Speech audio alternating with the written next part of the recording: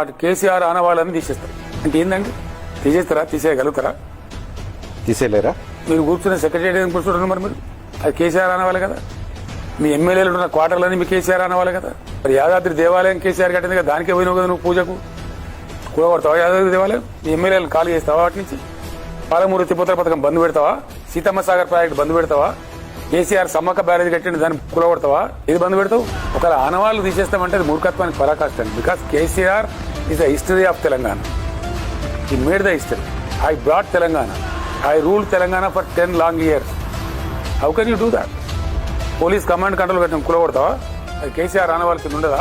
1100 residential పాఠశాలలు పెట్టిన తీసేస్తావా?